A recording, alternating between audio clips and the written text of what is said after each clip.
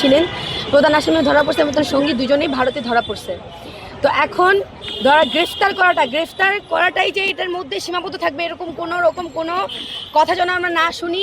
আসামি গ্রেফতার করা হয়েছে এবং খুব তাড়াতাড়ি তাকে যেন দেশে এনে সর্বোচ্চ শাস্তি দেওয়া হয় জনসম্মুখে, যাতে এরপরে কোনো এমপি প্রার্থী বা কোনো বাঘ রোধ করার জন্য কোনো নেতা বা যারাই হাদি হত্যার পিছনে ছিল যারা তারা যেন সাহস না পায়।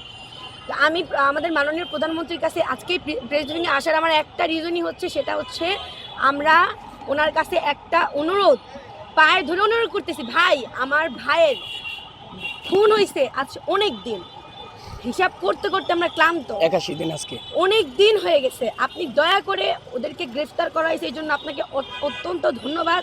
এখন ওদেরকে দেশে এনে জনসম্মুখে দৃষ্টান্তমূলক সর্বোচ্চ পরিমাণ শাস্তি দেওয়া হোক, যেন পরবর্তীতে কোনো এমপি প্রার্থীর উপরে মিউট করে দেয়, এমপি প্রার্থীর উপরে আক্রমণ করার আগে সেটা যে এমপি প্রার্থী হোক, পরবর্তীতে আমি আজ অব্দি আমার হাদি ভাইয়ের মতো কোনো এমপি প্রার্থীকে এভাবে কথা বলতে দেখি নাই।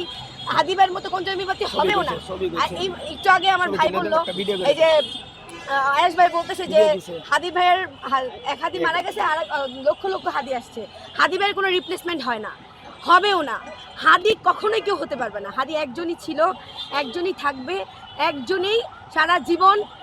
হাদি হওয়ার চেষ্টা করতে পারবে অনেকে, কিন্তু হাদি হবে না কখনো কেউ।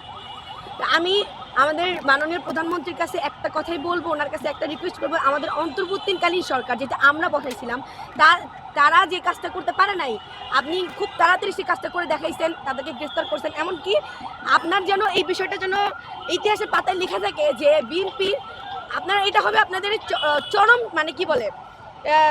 ইতিহাসে একদম বড় একটা সুনামের কাতারে লেখা থাকবে যে কাজটা অন্তর্বর্তীকালীন সরকার করতে পারে নাই, সেই কাজটা তারেক রহমান আসার পরে, বিএনপি ক্ষমতায় আসার পরে অ্যারেস্ট করে তাদেরকে দৃষ্টান্তমূলক জনসম্মুখে শাস্তি দেওয়ার ব্যবস্থা করা হয়েছে।